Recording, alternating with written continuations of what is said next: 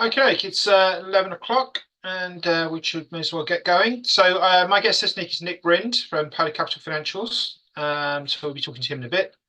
But first, a few bits of news to get through.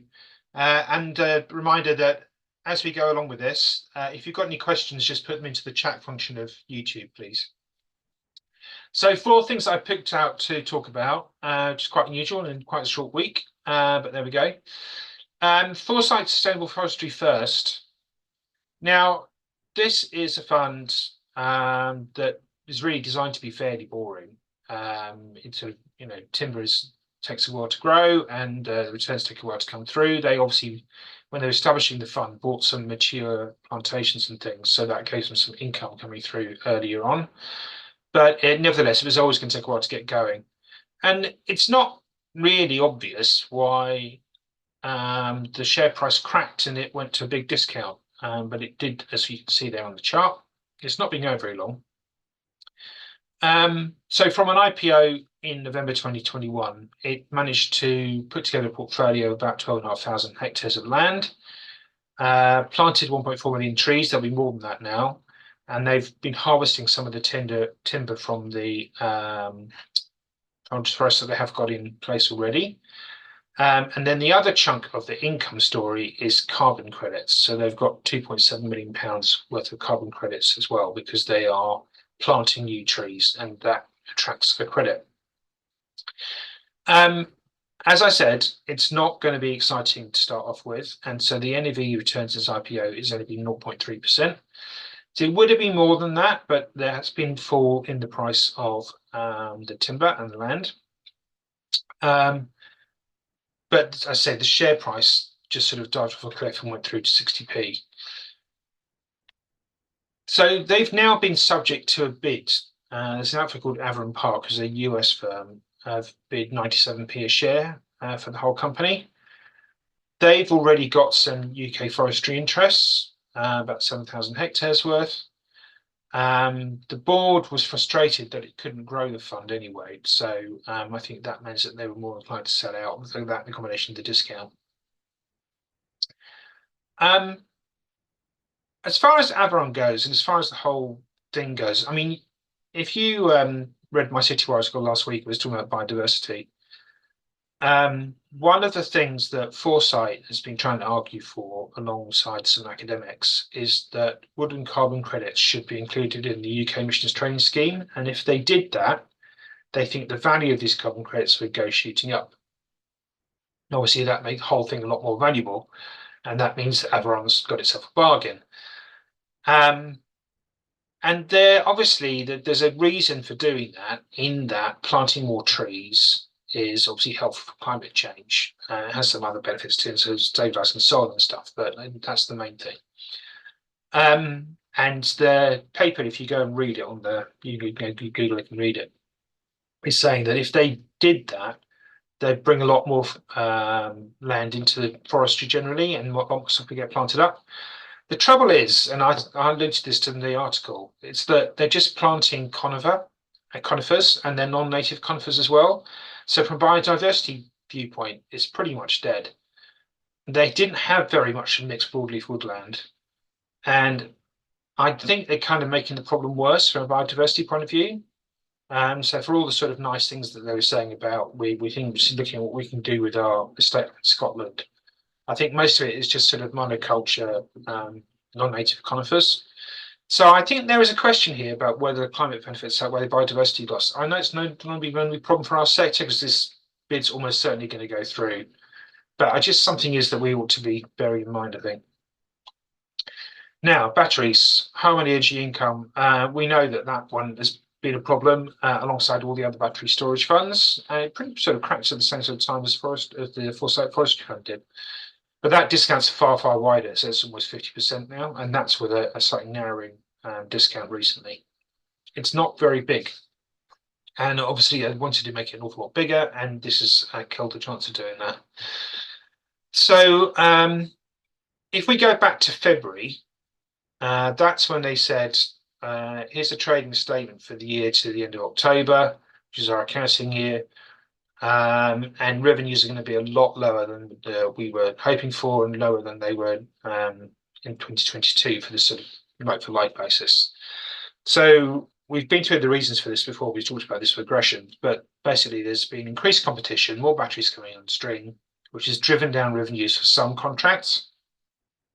Power prices have been a lot less volatile. So if power prices are volatile, one of the gains of these power things is to buy the energy when it's cheap and then sell it and store it and then sell it when it's expensive. But there was another big chunk of problem, which is the national grid wasn't using batteries in its balancing mechanism to try and balance the frequency of the load on the grid. And that was because it had software issues that were going to take a long time to resolve. So on the back of all of this, Harmony postponed its first quarterly dividend, and obviously the share price died. Then when the results came out, there was a statement in there saying, we've seen the size of the discount. What we're going to do is see if we can sell one or more of the assets, try and prove what the NAV is, and then if we manage to sell anything, we can reduce the gearing, and then if there's anything left over, we can buy back some shares. But what they said this time round, which is in an update for the 3 months to the end of April, is that revenues have picked up. 48% sounds great, but it's still not good enough. The NAVs had to be written down because of the forecast earnings have come down quite a long way. They've cancelled the dividend. There won't be any more dividends this financial year. All negative, negative, negative. But the positive in all of this is that it looks as though that they stirred up more interest than they thought they might have done for the battery assets. And so they're now looking for offers for some or all of the company's assets. So it could be that the whole thing just winds up. We get a bid for the whole portfolio and it goes, or you actually get to say for a bid. So that's the sort of big news this week. The share prices have reacted, but not very much. And I think, if this is realistic, then it ought to go up more than that. Then the other thing we've got this week is a couple of new issues. It's been a long time since we talked about any of these things. Special Opportunities REIT. We've known it was been around for a while, but they've just been doing it under the radar. So they published a prospectus this week. They're looking for £500 million, which is quite a chunky amount of money. They're obviously going to gear that up, so there's going to be, in terms of firepower, it's going to be quite chunky. Fortunately for them, they've actually got well over 100 million of that in the bag. They've got 4 cornerstone investors that they've lined up. And that's going to make a massive difference to whether this thing succeeds or not. I think that if they can persuade people that this is an opportunity, that they will get there. They might not get 500, but they could easily get sort of 3 or 4.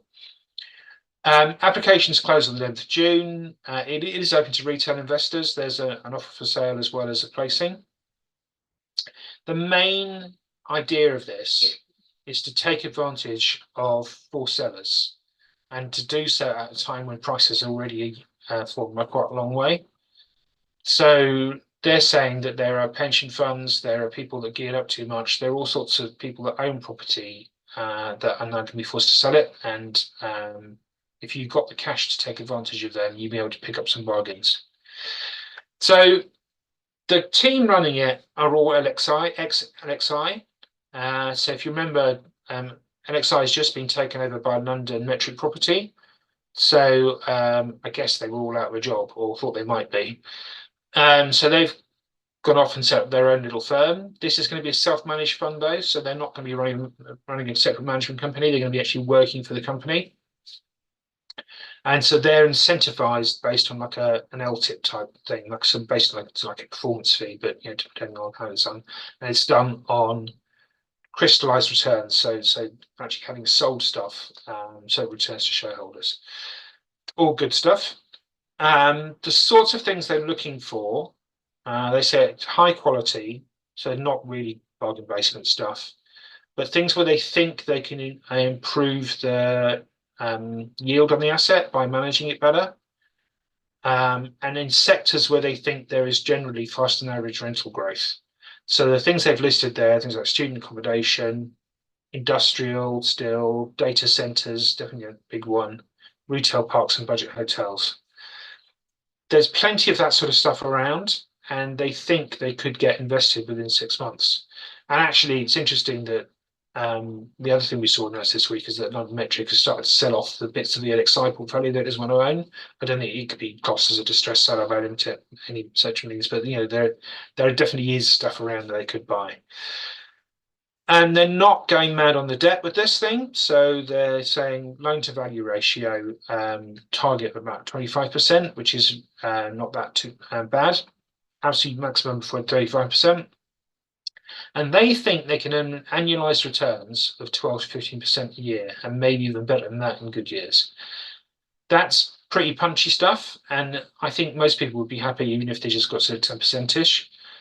But dividends wise, it's not too bad either. So 3p in year one, obviously, because it takes a while to get value established, and then 6p from year two, and then a progressive dividend from there on. So yeah, I think actually this doesn't look too bad. And I've written an article about it, and I'll say to there, it's the sort of thing that I'm thinking whether I should have a stake in it or not.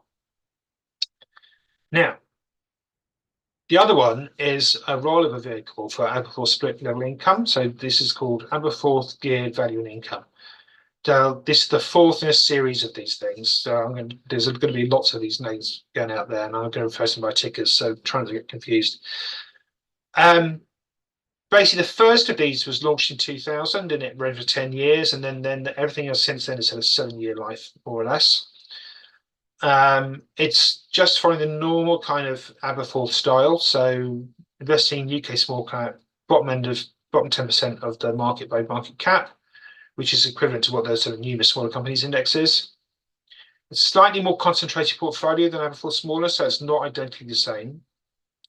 And this issue size is going to be capped at 222 million, which is the same size as Aberforth split level income as it is now. All right.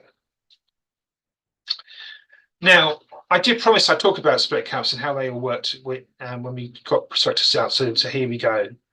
So the first thing is a lot of people turn up their nose when you mention split caps. I don't think that's all entirely fair.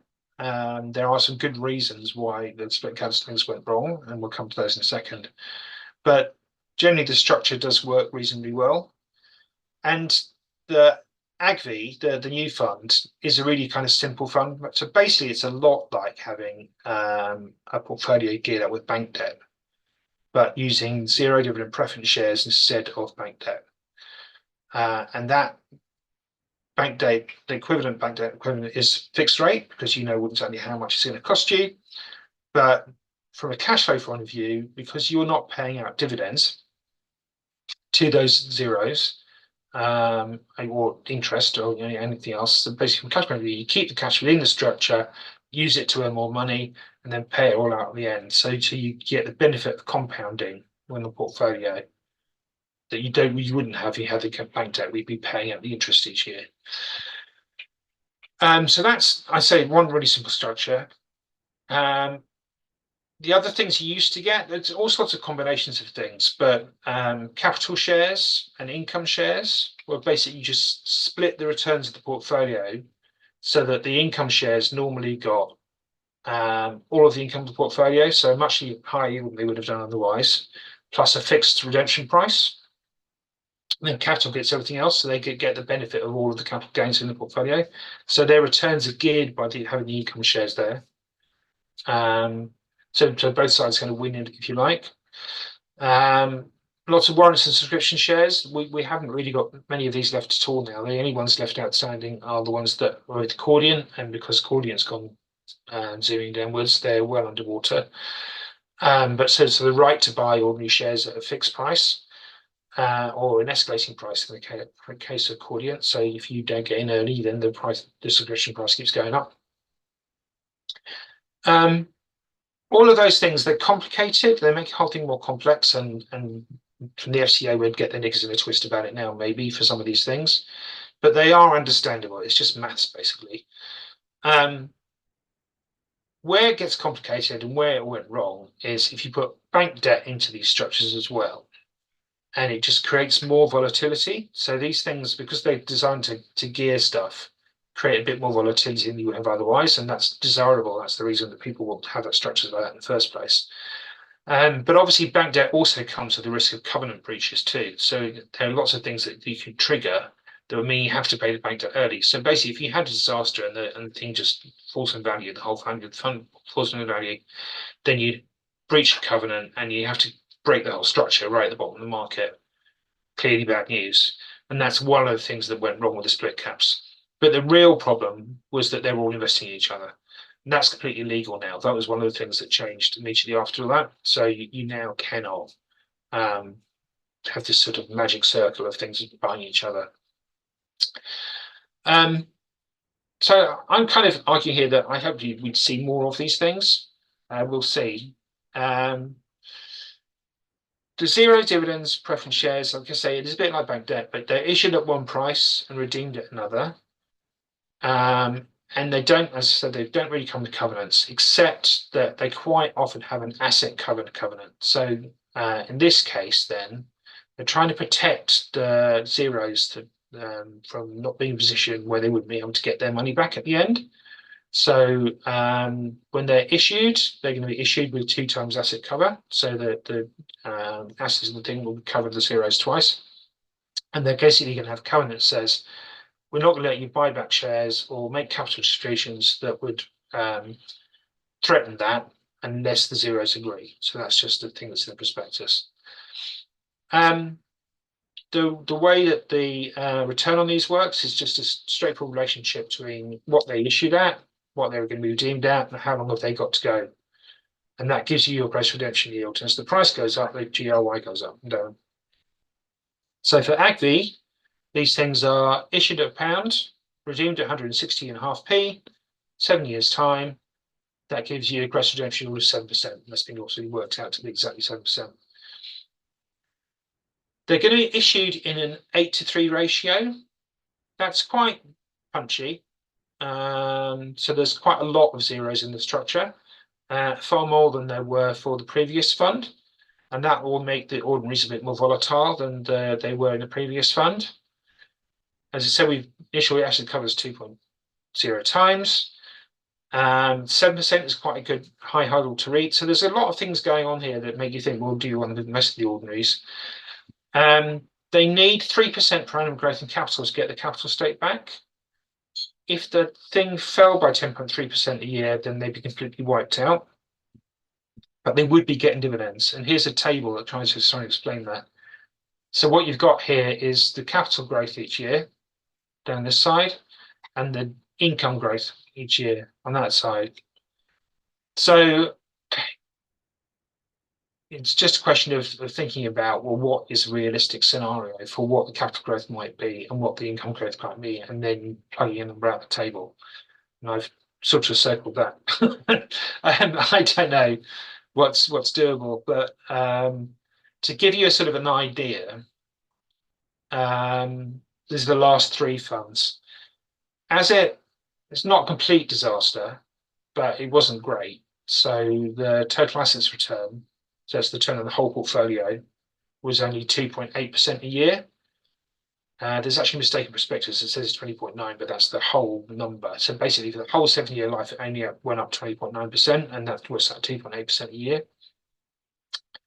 That was barely enough, really. I mean, at the moment, the NAV of the awards is below a quid.